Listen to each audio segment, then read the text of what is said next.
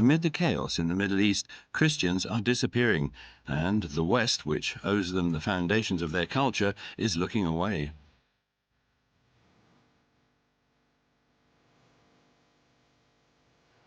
The history of Christians in the Middle East spans 2,000 years. Their churches date from the 1st century, when Europe was still pagan. They were there before the advent of Islam. Discriminated under all regimes, often persecuted, they nevertheless survived. In the early 20th century in the Middle East, 1 in 4 people were Christians. Today, they are only 11 million among 320 million Muslims. They are in the minority everywhere, forced to seek protection from those in power in order to survive. Their history in Iraq, Turkey, Egypt, Lebanon and Syria reveals the reasons for their marginalization and demonstrates the fragility of their situation. In the fire that has engulfed this part of the world, for the Western powers, the Christians do not have any strategic value. Do they still have a future on the land where they began?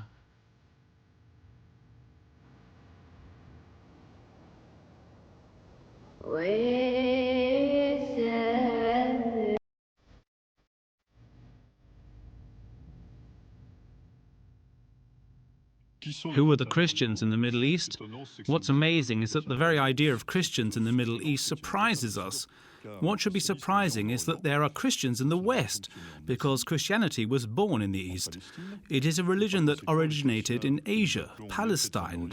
Therefore, Christians in the Middle East are the Christians who were originally there, in Palestine, and stayed and developed there. These are obviously the early Christians, the immediate disciples of Jesus Christ, and then the first communities that were created around Jerusalem, Damascus, Alexandria, Antioch, while we, the Gauls, were in our trees with the Druids. So we shouldn't be astonished by Eastern Christianity, but more by Western Christianity.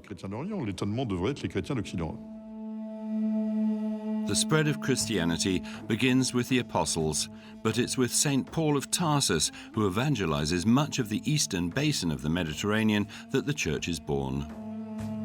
St. Peter creates the first church in Antioch. St. Mark reaches Alexandria by sea and is at the origin of the Copts of Egypt.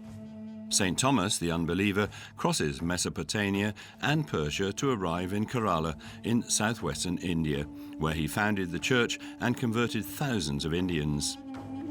At first, the message of Christ is taught in homes and then spreads from town to town through merchants and converted soldiers.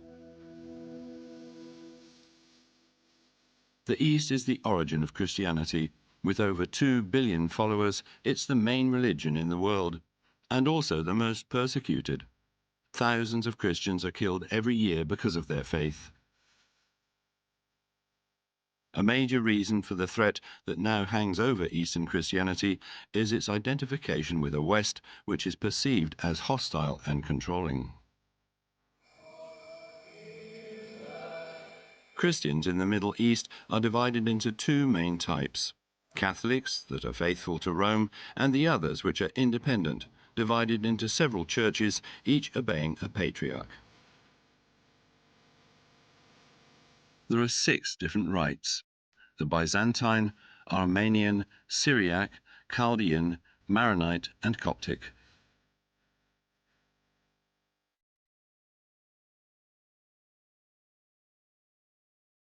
Although Christians in the Middle East only represent a small number compared to the total number of Christians in the world, the risk of their disappearance is a universal tragedy because they are living witnesses of the origins of Christianity.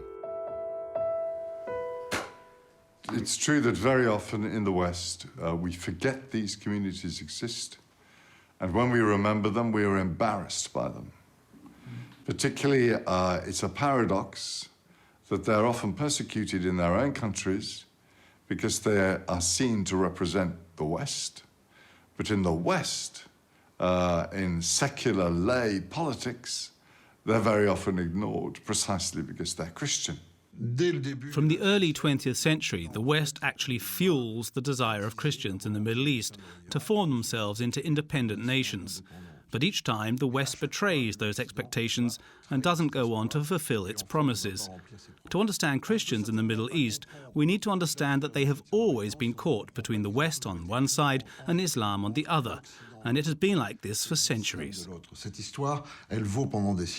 The Christians did not arrive at any given time. They were the original citizens of these countries who then went on to welcome Islam and Muslims. Some people, including the so-called Daesh, believe that ultimately these Christians should not live in this region. Either they convert to Islam, they leave, or they should be killed. The emergence of the Islamic State in the heart of Iraq and Syria and its desire to establish a caliphate in which Christians no longer have their place has immersed Christians in a fierce war. In June 2014, Daesh troops broke through the Nineveh plain and seized Mosul, Iraq's second city. After some hesitation, Christians fled to the east towards Kurdistan.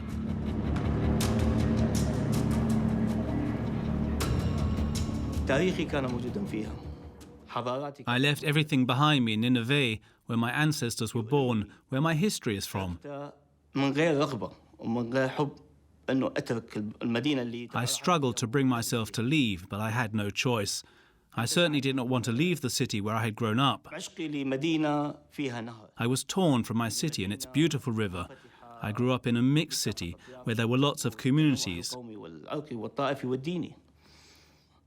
Anyway, by making me leave the places that made up my history and that of my ancestors, Daesh killed me.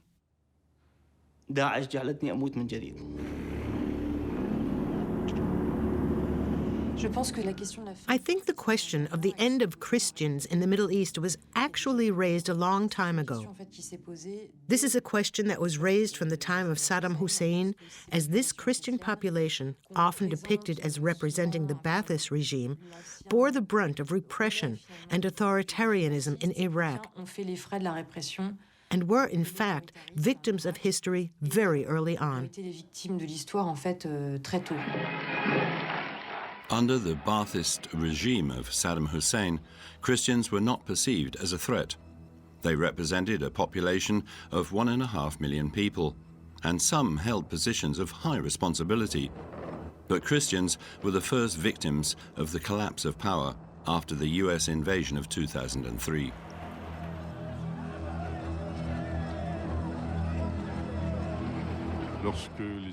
When the Americans entered Iraq, which was not a complete success to say the least, the US president at the time said, "We are the new Crusaders."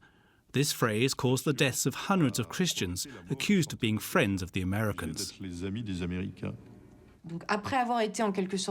So, after being seen as collaborators with Saddam Hussein's regime, in the minds of the Sunni insurgents, Christians became collaborators with the Americans. And from 2004-2005, we saw a rise in attacks, especially jihadist violence against the people and against the churches, which are systematically attacked, against a number of dignitaries who are killed, murdered in cold blood. And the fall of the regime precipitates what we could call the extinction of the Christian presence in Iraq, but is really the extinction of Iraqi society more generally.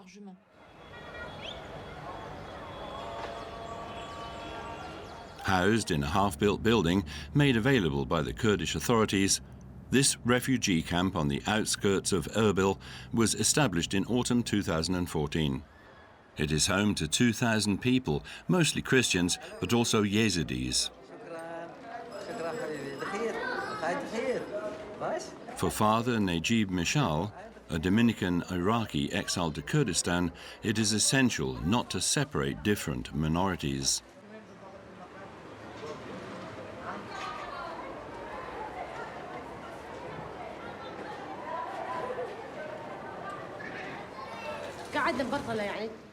We lived in Bartala when Daesh arrived. They said, "Go home, there's nothing to fear." After a month and a half, they asked us to convert to Islam. I said, no. They said, "It's either you or your husband or your children." My husband said, Go with the kids. I'll stay here. They took my husband, and to this day, I do not know where he is. I have 3 children and no salary. I have nothing. My life is very difficult, and my little girl is sick. Members of Daesh banged her head against a wall. I feel bad for my children, and I do not know if my husband is alive or dead. Some say that he is dead. Others say that he is alive, and I just do not know. I am a professor and head of department at the Institute of Fine Arts in Mosul. There are 5 people in my family. There's a well-prepared plan to remove the Christian population from the region.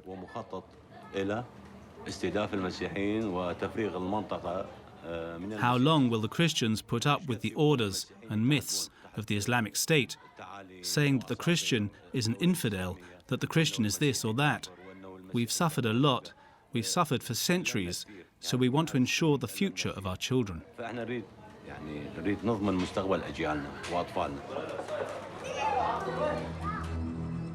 In its eradication frenzy, the Islamic State also attacks the culture of any people that preceded Islam. So for Daesh, everything that predates the arrival of Islam must be destroyed.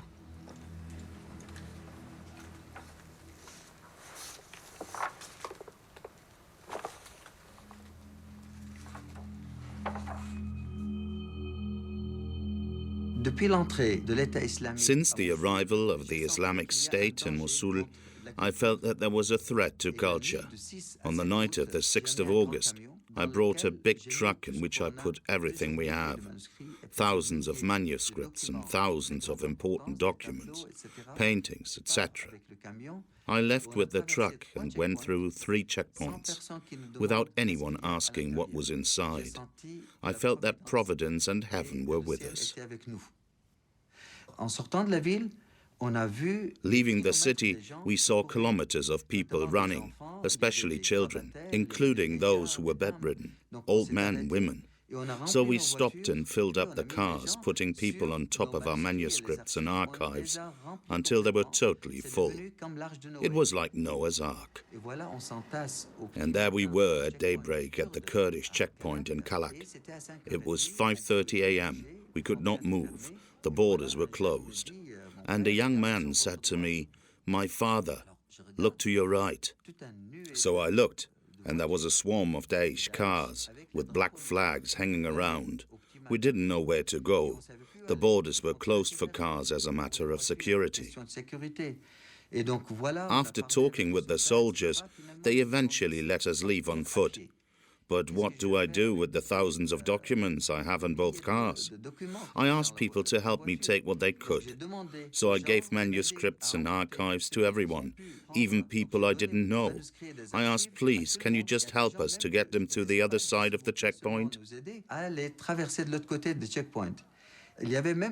There were even children carrying manuscripts that were 1,000 years old, children who were carrying their history in their hands. And they ran on foot across the checkpoint. It was a real exodus.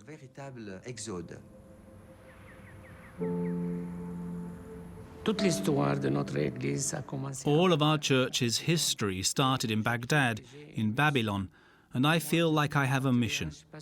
I am not just a patriarch for the Chaldeans, but for all Christians as well as for Muslims. Even if there aren't many Christians left, or very few, I'm here because I'm not just a patriarch for a small herd. And I believe that Muslims have much more need of me as a Christian than Christians do.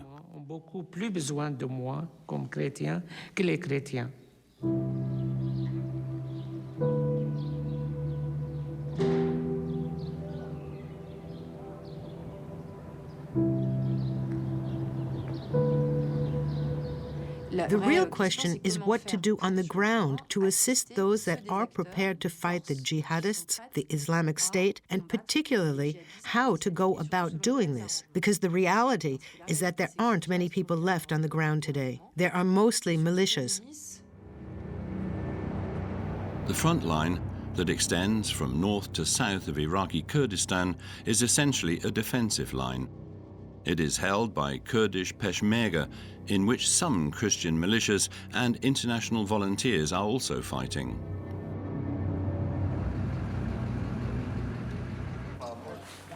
My name is Sergon Daniel. I'm from The Hague.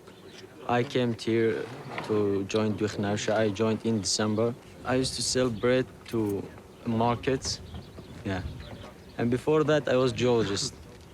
We Christian, most of us are peaceful people. We just like peace and be safe. We don't like fight any other peoples.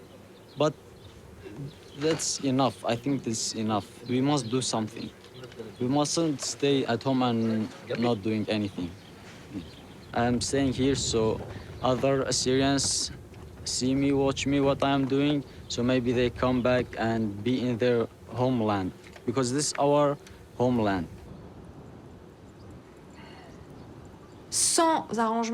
Without local organization, Christians have no future. Without a compromise in the region between major regional powers to stop the bloodshed, Christians have no future on a larger scale in the Middle East.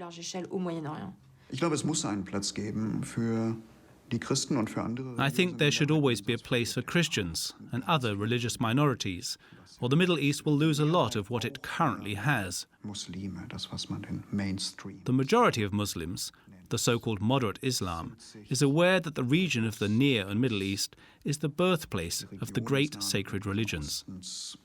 They know that if Christians were not there, they would lose something in terms of cultural plurality, political plurality, and the link with the rest of the world.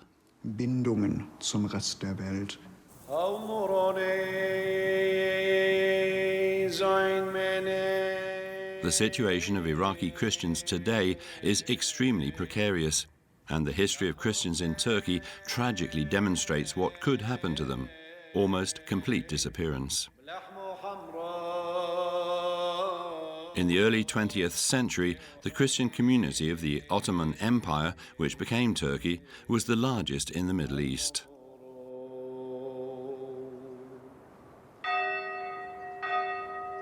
The Tur Abdin is the historical birthplace of Syriac Orthodox Christians. It's called the Mountain of God's Servants.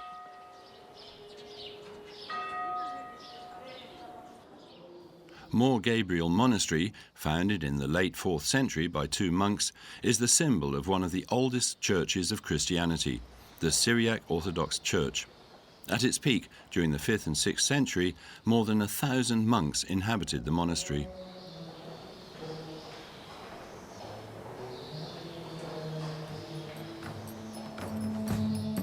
Islam penetrated the Christian world in the 7th century through conquest.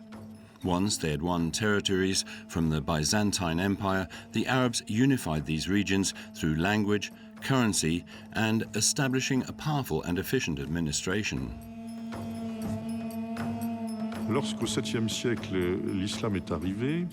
When Islam arrived in the 7th century, it was people who were close to them.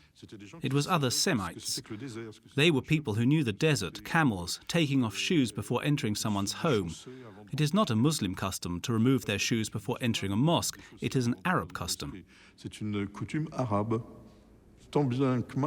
Somehow, Christians adapted well to the arrival of Muslims, especially as the Muslim prince, the caliph, the successor of the prophet, needed to run a vast empire, and he lacked experience. So often Christians were ministers. There was a strong friendliness because Christians knew the language and the mentality well, and there are quite a number of texts, dialogues between Christians and Muslims on problems that today we wouldn't dare to tackle.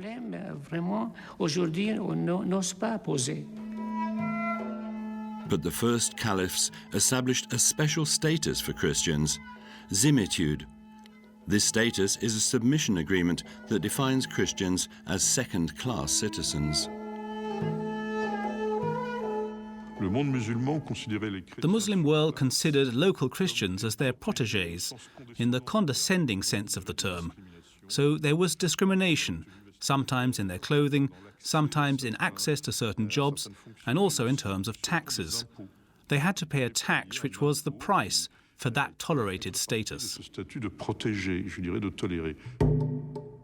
With the advent of the Ottoman Empire in the 15th century, the situation of Christians is normalized. The system of millets, which means nation in Turkish, recognizes Christians as a community represented by a patriarch, but still with a lower status. This system remains in place until the fall of the Ottoman Empire. In the late 19th and early 20th century, there is a current of ideas embodied by the most nationalistic, which believes that there must be balance between belonging to the Ottoman Empire and religious affiliation to Islam. From then on, you could be Turkish and Muslim, but not Turkish and Christian. And this idea was taken up at the beginning of the Turkish Republic by Mustafa Kemal, who also formalizes this conception of citizenship that is reduced to religious and denominational affiliation. This discrimination was sometimes violent, and when you are discriminating against someone, a time comes when the persecutions turn violent. In 1915, a genocide planned and carried out by the Young Turks movement, who were in power in the Ottoman Empire, has 1.5 million Armenian Christian victims, or 2/3 of the population, and more than 50% of Assyrian Christians, nearly 260,000 people. It's certainly true that one of the things that has fueled intolerance and the persecution of Christians has been the rise of nationalism. And that was one of the main factors that led to the genocide of Armenians and the persecution of Christians. 100 years ago, other less-known populations who were victims of genocide include Assyrian populations, Chaldean and Syriac, who were victims of what in Aramaic is called seifo. Seifo means the sword in Aramaic. Seifo, ça veut dire l'épée en araméen. North of Mardin, there is a plateau in Syria called Tur Abdin, where part of the population was decimated and many churches were destroyed. Called ethnocide, that is to say a cultural genocide in addition to a physical genocide, 1 in 2 members of the community were tortured.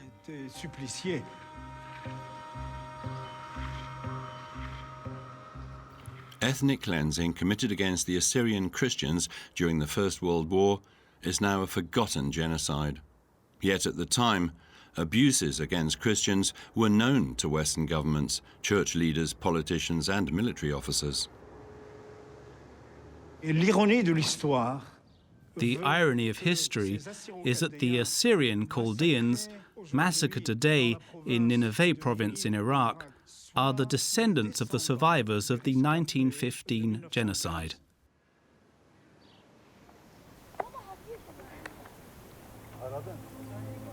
The repeated massacres and the fate of survivors allow us to understand how the population of the original birthplace of Assyrian Christians was drastically reduced during the 20th century. Today, there are only a few thousand Christians in Turkey, and their minority status leaves them in a very precarious situation.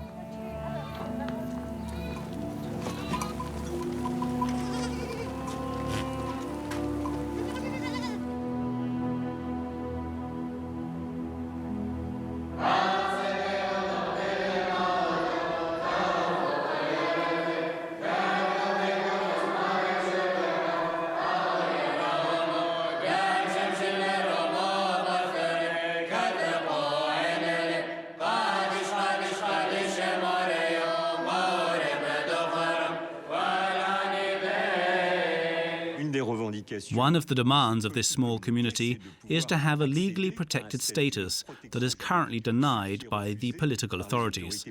Armenians and Orthodox Jews have a form of legal protection and can be considered a community with cultural, political and religious rights. But other Christian minorities, Syriacs, Catholics, Protestants, evangelicals, which exist as well, although in a tiny minority, have absolutely no legal rights, as they are considered a collection of individuals. Kafro is an emblematic village which was deserted by its inhabitants in 1994, and access to the area was forbidden by the Turkish army. In 2003, the ban was finally lifted, but although Christians are allowed to return and build houses, they are forbidden from rebuilding their churches. The old town was here.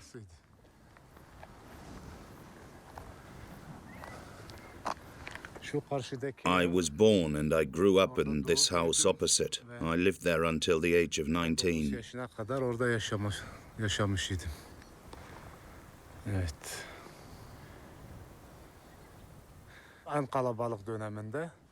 At its peak, there were about 50 families living in this village. It's interesting, in 100 years, this village was emptied 3 times. 3 times it was destroyed and rebuilt in 100 years. Tur Abdin is an interesting case. It is the will of a very few people, but even though they are few, what this means is important. They want to move back to Turkey and reclaim their roots, practicing their faith. And this is what happens. But how many people does it affect? 100, 150, maybe so. It's very much a minority phenomenon. And what is important is that firstly, they have the possibility of resettling in their homes or the place where their ancestors lived. And secondly, if they wish to, they can renovate or rebuild the buildings. It is rather the case of reconstruction. But they have a problem practicing their faith in the old churches.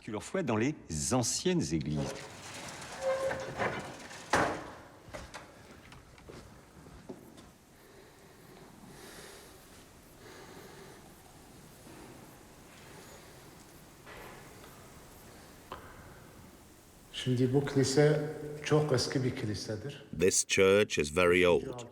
It dates from the 5th or 6th century. As you can see, it has been damaged. I was baptized in this church. I got married in this church. And until I was 19, I came here every Sunday for Mass.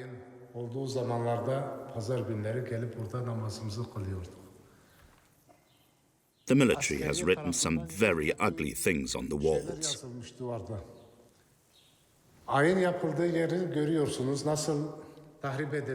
As you can see, the place where Mass is said has been vandalized. The ancient frescoes have been dismantled and taken away.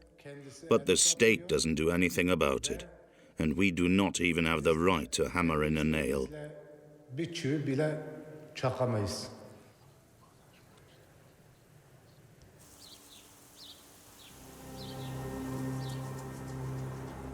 Turkey was once home to the largest Christian community in the Middle East, but this can now be found in Egypt.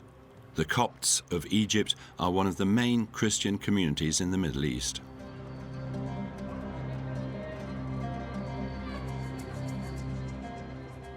They date back to the 1st century. Nowadays, their exact number is a taboo in Egyptian society. They are estimated to make up between 6 and 15% of a population of over 90 million.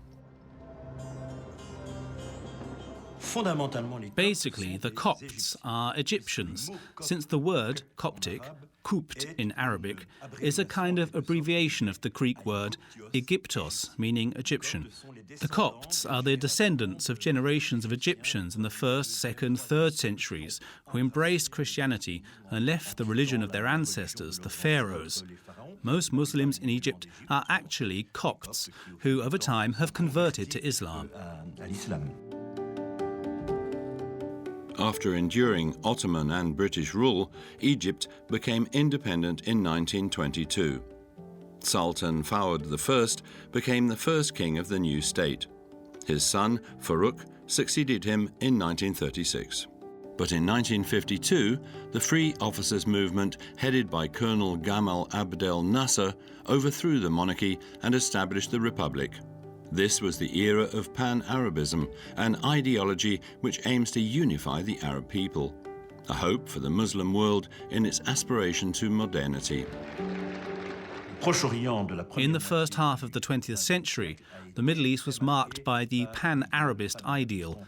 There were going to be Arab societies constructed that were modern. Arabism had been betrayed and was a failure, probably because the West had not supported it sufficiently. And Arabism was, alas, succeeded by Islamism. Obviously, in that context, Christians no longer feel welcome. They are excluded by a major part of society. The following regimes, from Nasser to Mubarak, call themselves republicans, but in reality are trying to provide security to the Muslim majority. In the 90s, armed Islamist groups destabilize the state and attack the Christians. Caught in the crossfire, Copts find themselves alone, ignored by the international community, which is more anxious to preserve the stability of Hosni Mubarak's government. During the New Year Mass of 2011, the Copts are the target of a particularly heinous attack in the Alexandria Cathedral. An escalation in violence causes several deaths, and the perpetrators are never identified. The relationship between the population and the regime deteriorated, which could be seen in the rise of protest movements, including strikes and demonstrations. And within the church, there was a parallel movement, of course, to a minor extent. But a number of elite secular Copts increasingly challenge this monopolization of speech and Coptic identity by the church and the hierarchy, challenging both the authoritarianism of the Pope and the majority of bishops, as well as their own compromise with the authoritarian regime. January 25, 2011, revolution broke out in Cairo's Tahrir Square. Thousands of young Christians and Muslims defy the authority of President Mubarak and unite in the hope of a new citizenship, waving side-by-side crosses and Qurans. In 2012, the election saw a better organized Muslim Brotherhood gain power. The new President Mohamed Morsi passes a constitution that paves the way for a stricter Islam, confiscating secular ideals and citizens of the revolution. In June 2013, he was overthrown by the military. The reply comes quickly. All over Egypt, 60 churches are ransacked by supporters of the ousted president. The beautiful dream of Tahrir Square goes up in smoke. The Islamists wanted to make the Copts pay, considering them to be some of the primary instigators of the movement that brought about Morsi's fall from power. Like most Christians in the Middle East, the Copts are a minority in their own country and are forced to seek the protection of those in power. Coptic Pope Tawadros II and the bishops unconditionally support the new president, Abdel Fattah al-Sisi. For the first time in the country's history, an Egyptian president greets the Coptic community during Christmas Mass.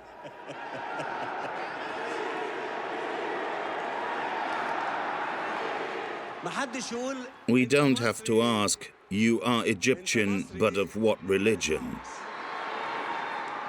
We're all going to love each other and show that to the world. We are Egyptians. It is indisputable that for much of the Christian community, the advent of al-Sisi Marshal represented a kind of liberation.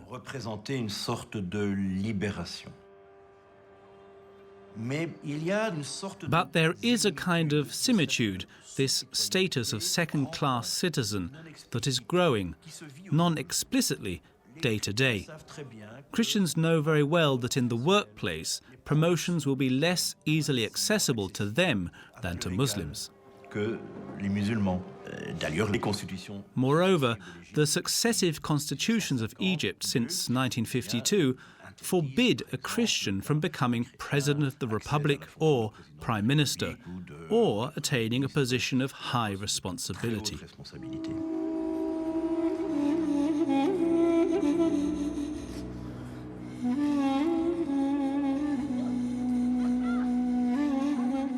In the heart of Egypt, near Luxor, between the Nile and the desert, we find the symbol of the Coptic resistance, the monastery of Deir el-Malak Mishal.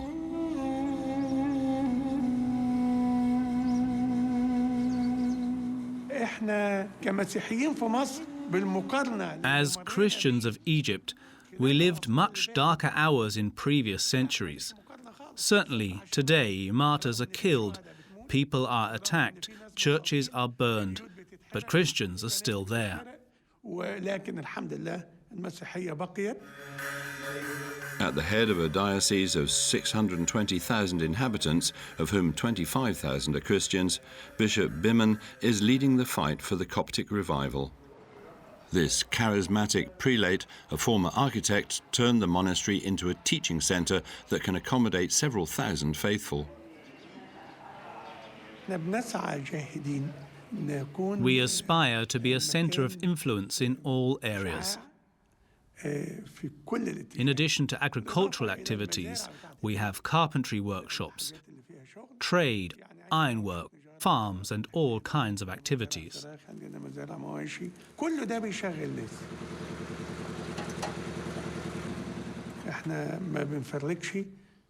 We offer work to whoever deserves and who is competent, without any religious discrimination.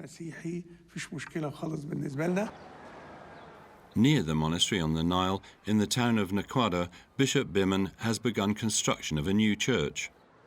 Christians throughout the region are encouraged to come to worship, including the children, who, every Friday, have a 2-hour mass dedicated to them.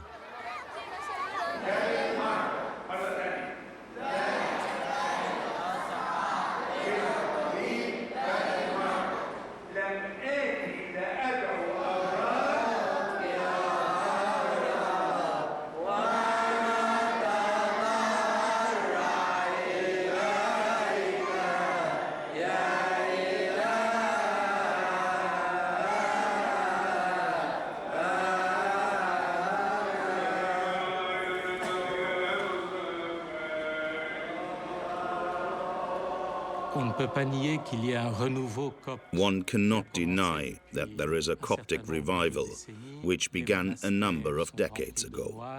The monasteries are full of monks, churches are full, but at the same time, you can actually see a certain drop in the Christian mentality. The danger is that Christians become a small island within the population.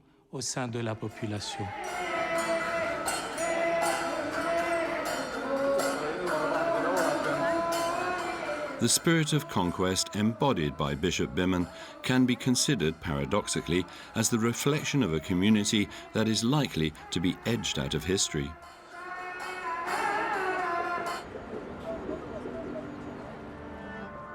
One country is an exception in the Middle East, Lebanon, the only Arab country where Christians are not in the minority and they fully participate in political life. Mainly Maronites, they represent 43% of the population, alongside other religions. Shiite Muslims 27%, Sunni Muslims 23%, Druze 4%, and Alawites 3%.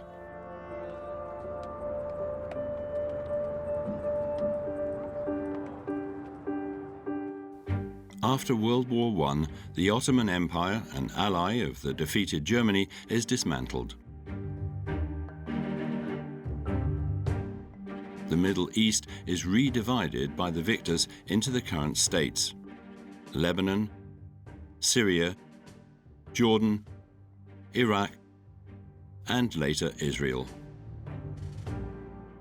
France and Britain divided the Middle East between them 100 years ago, and it's certainly the case that that division formed the basis for today's political geography, ran roughshod over local differences, over ethnic differences, religious differences, and paid no attention to them. The Sykes-Picot Agreement was very much designed to resolve tensions between the two allies rather than to accommodate local differences in the Middle East. In April 1920, France is given a mandate over Syria and Lebanon, which at the time is one large area. Its desire to curb the nationalist aspirations by dividing the territory provokes differing reactions among Christians. What the French did was to divide Lebanon from Syria, to try to create a Christian enclave which would be effectively a base arrière, something that they could hang on to and that would be a majority Christian area where they felt more secure. And then in Syria, they further divided it, and they divided it between the Sunni, the Alawites, and the Druze to create little states, statelets. France did definitely embark on a policy of divide and rule. Unlike their Maronite brothers in Lebanon, the Syrian Christians aspire to create a great Arab nation. At the beginning of the French Mandate, the Syrian people revolt. If Syrian Christians do not participate in this military action, they will be at the forefront of political resistance to the French, who have colonial designs on the region. This spirit of resistance embodied by the Christians pervades civil society and unites them with the Sunni Muslims, who are in the majority in the country.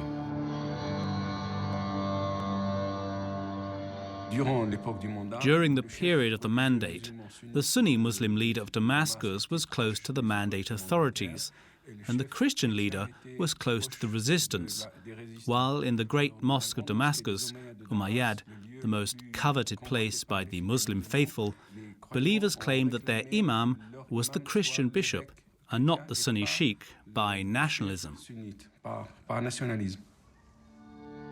What it fails to build in Syria, France will create in Lebanon, a state where Christians are in the majority and where they have strong political power.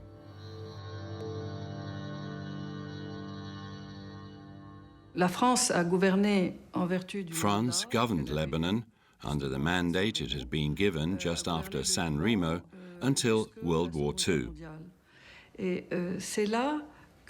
And this is when Lebanon's independence was decided, she says. The President of the Republic, who was a Christian Maronite, confirmed a verbal agreement, which remained verbal, with the Sunni Prime Minister at the time. And this agreement, which is still called the Pact of 1943, was in fact the foundation of the development of modern Lebanon, she says. This verbal pact of 1943 divided political power between different faiths. It stipulates that the President of the Republic and the Chief of Staff will always be a Maronite Christian, the Prime Minister a Sunni Muslim, and the Speaker of Parliament a Shia Muslim. We built a kind of laboratory of institutionalized dialogue with the Christian presence that maybe marks the identity of Lebanon. Lebanon is the key to the Middle East. In 1975, the presence of Palestinian combatants destabilizes Lebanon and triggers a terrible civil war that lasts 15 years and causes around 200,000 deaths. A war which pits everybody against each other and also sees bloody fighting between Christians. In 1990, the guns fell silent after 15 years, leaving a destroyed capital and a country in ruins. And the Christians entered a deep depression, she says. Why? Because they had the feeling that the political agreements that ended the war, the Taif Agreement, where all of the Lebanese parliament had been summoned to meet in Arabia to create a new constitution, Lebanese Christians felt that they had not only lost the war, but they had also lost Lebanon, she says. This feeling of a loss of power, even today the Lebanese Christians do not know how to manage their own destiny. This is what made them an historic exception, she says. They are the only non-Muslim community which had managed, through history, to control its own destiny by sharing it with Muslims, she says.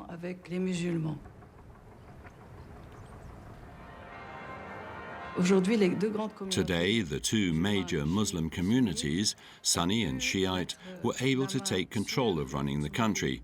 Sunnis have Saudi Arabia as their reference, Shiite have Iran and the Christians, she says. C'est personne, c'est eux. Les chrétiens du Liban, assez intelligents. The Christians of Lebanon, quite intelligently, split themselves into two. And the question that everyone asks is this: have they done it in a concerted way or not? Probably not, she says. While some of the Christians allied themselves with the Sunnis, and therefore with Saudi Arabia, and the rest of the Lebanese Christians allied themselves to Shiite, and therefore Iran. And somehow, this division of Christians into two saved them by preventing further anti-Christian discourse in Lebanon, she says. Au Liban. بسم الآب والابن والروح القدس طابع وملء نعمة الروح القدس تطبع نعمة الله ماريا ريتا بسم الآب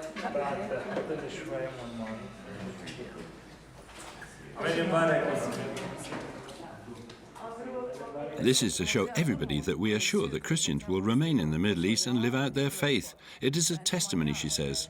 It's a testimony that is very important for the entire world. We in Lebanon, the Christians of Lebanon, Syria, and even the entire Middle East will remain true messengers of God, of Jesus in the world. Even when we emigrate, we are messengers, and we will continue to play that role all over the world, she says. Christians that are not threatened are not Christians. Today it's Daesh. Several hundreds of years ago it was the Ottomans, and it goes on.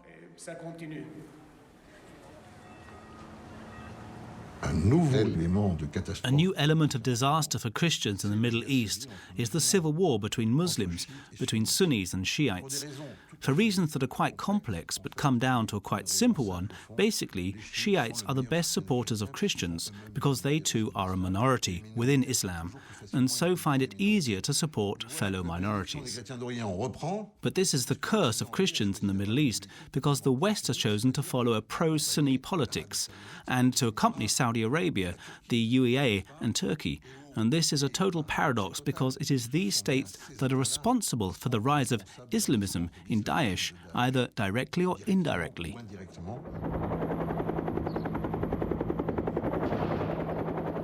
In Syria, Christians are caught in a war that has been raging for 5 years, and the forces on the ground testify that the conflict now pits Sunni Saudi Arabia against Shiite Iran.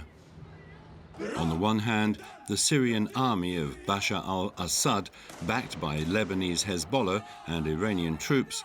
On the other, Islamist brigades and what remains of the Free Syrian Army. Daesh, occupying part of the territory, has further complicated the issue by attacking in turn the government and moderate opposition.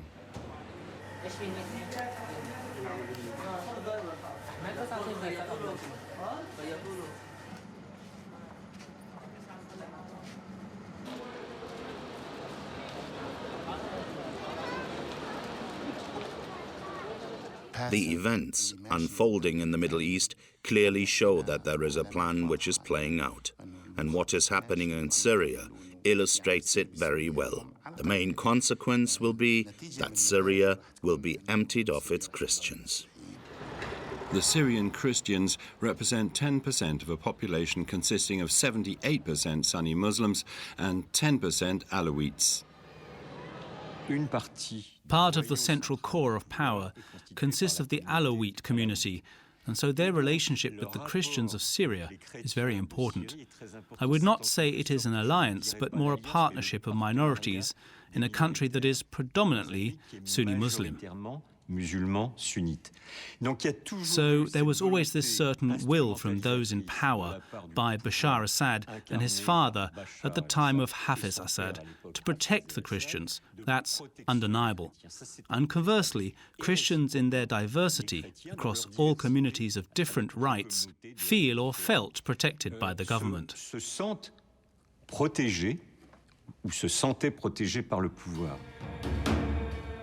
Hafiz Assad from the Alawite minority took power in 1970. He established an authoritarian regime that allowed the Secret Service to infiltrate Syrian society as a whole and even to construct religious hierarchies for Muslims and Christians which controlled the appointment of imams and bishops.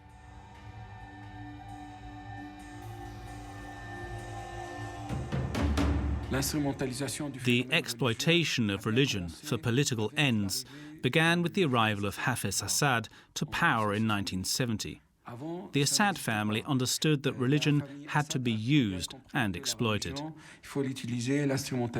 And the whole of society was structured to prevent the development of the concept of citizenship, because if a society is based around the theme of citizenship, it can be dangerous and risks rallying together and claiming rights. The events that began in 2011 proved this. There were many young Christians who were demonstrating at the beginning of the Syrian revolution in 2011. These were denounced even by their bishops to the authorities.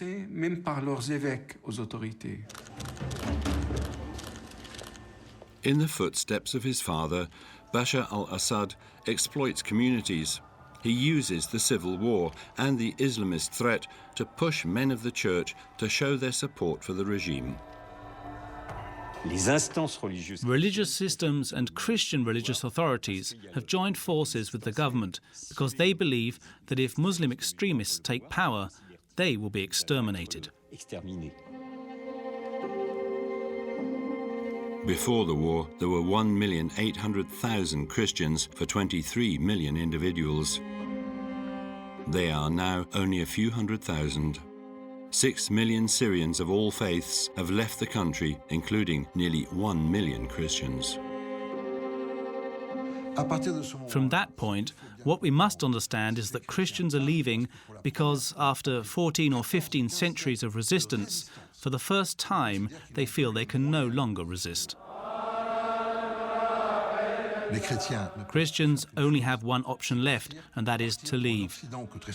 They go to a West that often they think of as Christian, and they discover it as completely secularized. They can survive physically there, but not spiritually, as they no longer have the necessary environment to transmit their identity. So culturally, we are really facing a disaster. We are truly facing an event that seems to prefigure what will happen from now on, that their identities will only be deadly or folkloric. And what Christians of the Middle East signaled in history was this ability to mediate between the two religions, since they accompanied the birth of Christianity and the birth of Islam, and so they have always been in between the two. But our world does not want mediation or in-between, and that's what the Christians of the Middle East show us. That's why their drama is not a special one, it is a universal drama, which gives us a tragic picture of tomorrow's world and shows us that our indifference is even more shameful. Now, those societies in the Middle East were also sensitive ecological systems in which Christians and Jews and Muslims and Yazidis need each other if they are to flourish. And if we allow one species of faith to become extinct, then everything is impoverished. And when they die, we die.